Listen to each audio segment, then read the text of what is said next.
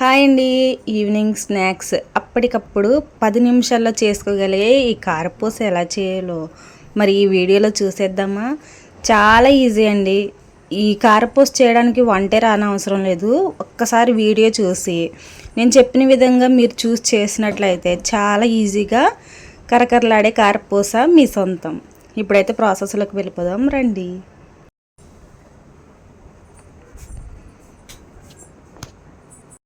చూడండి, ముందుగా శనగపిండి పావు కేజీ తీసుకోండి. ముందుగా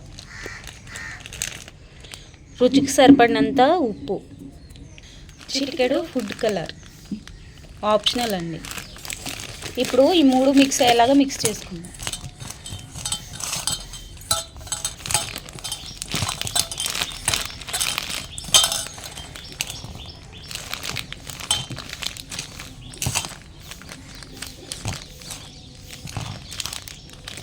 ఇప్పుడు కొంచెం కొంచెంగా వాటర్ పోసుకొని కలుపుకుందాం. ఒకసారి పోసుకోకండి, కొంచెం కొంచెంగా పోసుకోండి. ఇది గట్టిగా కలుపుకోవాలి.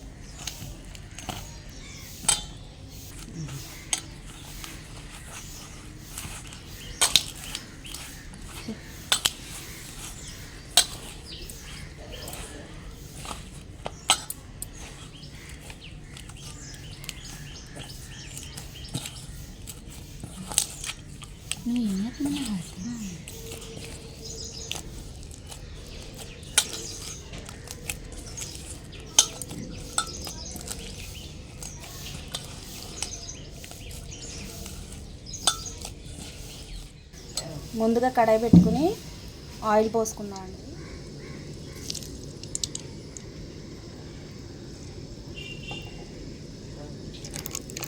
ఇప్పుడు జంతికల గట్టను తీసుకోండి. ఇలా చిన్న చిన్న బెజ్జలున్న జల్లెడని తీసుకోండి.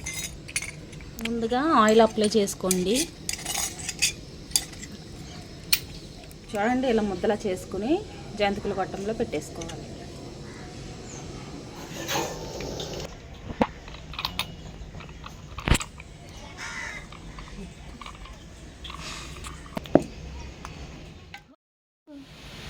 ఇలా తిప్పేసుకోండి.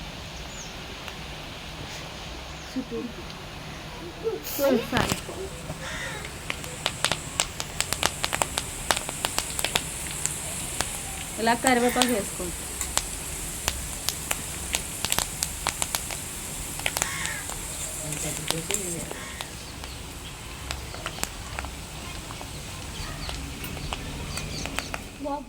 కరివేపాకు కారపూసతో ఇలా వేసుకోవచ్చు, లేదంటే తర్వాత అయినా వేపుకోవచ్చండి.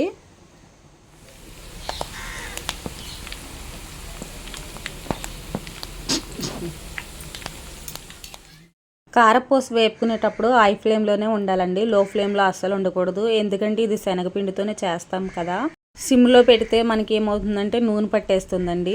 పైగా నేను ఒక పక్కే వేపుతాను, ఒక పక్క వేగితే సరిపోతుంది. చక్కగా వేగిపోయిన కారపూస తీసేసుకుందాము.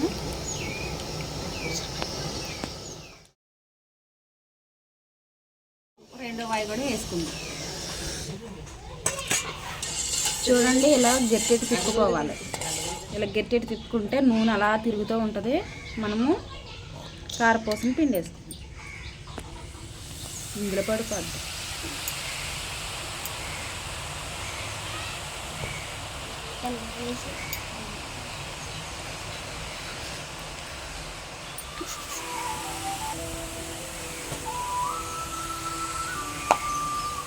అయిపోయింది.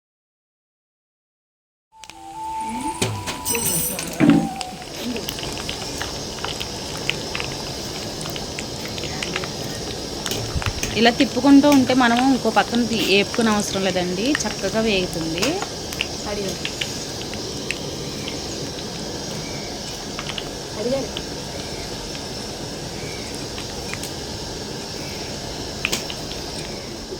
వేగిపోయిందండి, తీసేసుకుందాము.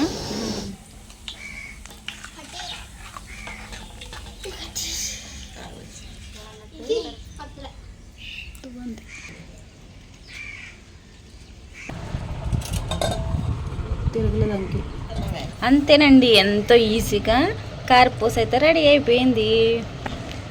వంట రాని వాళ్ళు కూడా చాలా ఈజీగా నేర్చుకోవచ్చు. చాలా గుల్లగా ఉంటాయండి, మనం శనగపిండితోనే చేసాం కదా.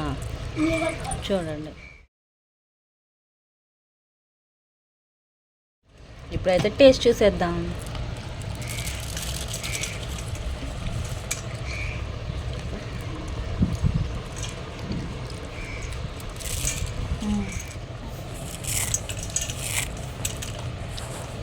చాలా అంటే చాలా బాగా వస్తాయి. నేను చూపించిన విధంగా ట్రై చేయండి. మీకు ఎలా వచ్చినాయో నాకు కామెంట్ చేయండి. వీడియో నచ్చితే లైక్ చేయండి, షేర్ చేయండి, మన ఛానల్ని సబ్స్క్రైబ్ చేసుకోండి. Thank you.